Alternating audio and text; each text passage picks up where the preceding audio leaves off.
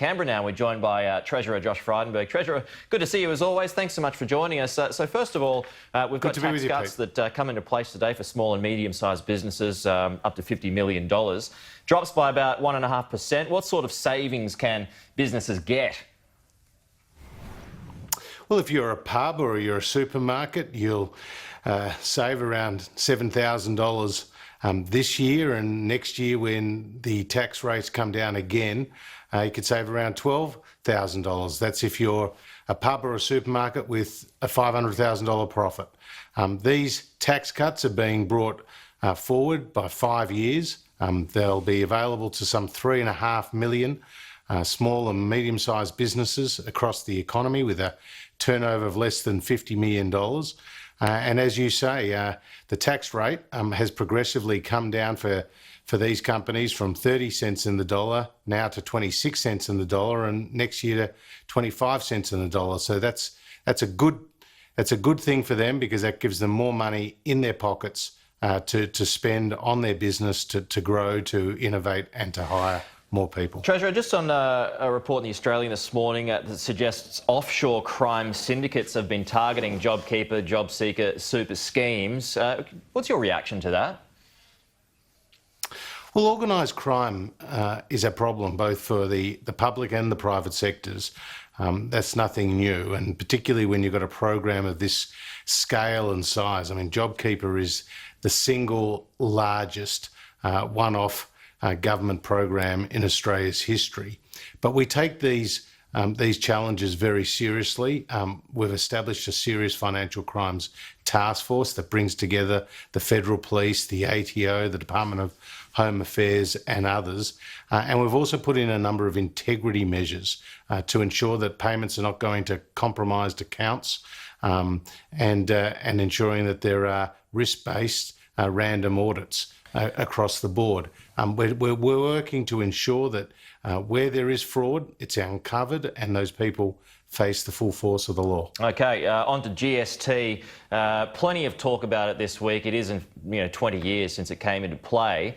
There are growing calls for changes. You are no doubt aware of that, largely driven by the New South Wales Treasurer. Will there be a rise? Look, our focus is on getting people back to work. Our focus is on ensuring that the economy opens up. And that's why we're doing the review of the JobKeeper program right now, Pete. That's why we've put to work $260 billion of economic support packages. And that is our focus. Now, the 30 report is welcome. It's not the first and it's not the last report into our tax system. And Dominic Perrottet, Tim Pallas and my state Treasury counterparts, we're all working together through the Council on Federal Financial Relations, tasked by National Cabinet to focus on tax reform. But right now, my focus is on ensuring that the economy opens up. Treasurer, you didn't deny that. So is it in play? No, look, we've no plans to increase the GST, and we've been pretty consistent on that. Our focus is on lower taxes, and today the company tax cut is one that we're talking about. Okay, well, the review of financial relations recommended increasing the GST or broadening the base to include fresh food, education and health. Does any of that interest you? Again, we've got no plans to increase the GST. Our focus is on getting people back into work. Our focus is on ensuring that the economy opens up in accordance with that three-stage process set out by the National Cabinet. We have a track record, though, when it comes to tax reform of reducing taxes. And you've seen that both on the income tax side as well as on the company tax side. Let's not forget, in the last two budgets, Pete, more than $300 billion worth of tax cuts have been legislated and passed through the Parliament. We're creating one big income tax bracket between $45,000 and $200,000 where people pay a marginal rate of no more than 30 cents in the dollar. That is our focus, cutting income tax, cutting company tax, getting people back into work. No plans now, but there could be plans down the track? well, Go on. I've said it a couple of times. Yeah. I've said it a couple of times. Our focus is on lower taxes, a simpler, stronger, fairer tax system. And when it comes to what we've delivered, it's been on the income tax side and it's been on the company tax side. And Pete, it was only a year ago that the Australian people faced a pretty clear contrast at the election about our plans for lower taxes and Labor's plans for $387 billion of higher taxes which are still on their books. Just finally, we've got about 30 seconds, Treasurer, but these localised lockdowns that are taking place in Melbourne at the moment, there's probably going to be more of them down the track. It could be anywhere. Do you support them?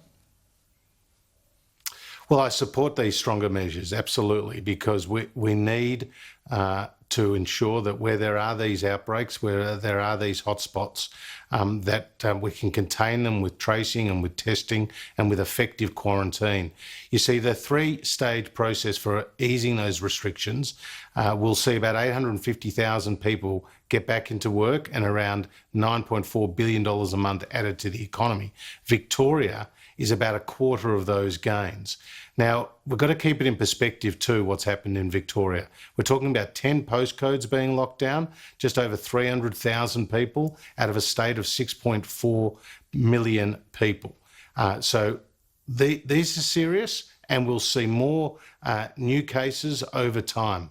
But our ability to get people back into work and keep businesses in business and to maintain the gains towards our economic recovery, we need to effectively deal with these outbreaks when they occur, and that's why these drastic actions are supported. Okay, Treasurer Josh Frydenberg, appreciate your time. Thanks for joining us. Good to be with you.